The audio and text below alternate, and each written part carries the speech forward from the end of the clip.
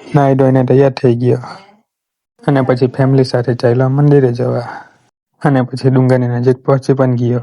પછી ડુંગર ચડવાનું ચાલુ કરી દીધું અને અહીંયાથી તો સીધું જ ચડવાનું છે. થાકી પણ જવાય પણ ચડી જશું અને ફાઇનલી મંદિરના આંગણામાં પહોંચી પણ ગયો અને ચામુંડા માતાના દર્શન મેં તો કરી લીધા. તમે પણ કરી લેજો.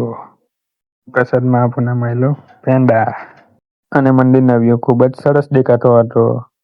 દર્શન કરીને સીધો નીકળી ગયો નીચે જવા માટે. હું પહોંચી ગયેલો હતો ભોજનાલય હોલમાં. મહાપ્રસાદ જમાડવામાં આવે ત્યાં મહાપ્રસાદ પણ જમી લીધું. મેં તો રૂમ પર આવીને બેગ લઈને નીકળી ગયો સ્ટેશને જવા માટે. આટલો તાપ છે તે છતાંય ફરવાનું તો નહીં જ ભૂલાય. ઇકો ગાડી પણ મળી ગઈ સ્ટેશને જવા માટે. સ્ટેશને પહોંચીને ટ્રેન પણ પકડી લીધી અને આજે પણ સીટ નહીં જ મળી. ઊભી રહેવું પડ્યું. 3x3 તબાહી. થોડી રાહ જોયા પછી આપણને સુવા માટે પણ સીટ મળી ગઈ.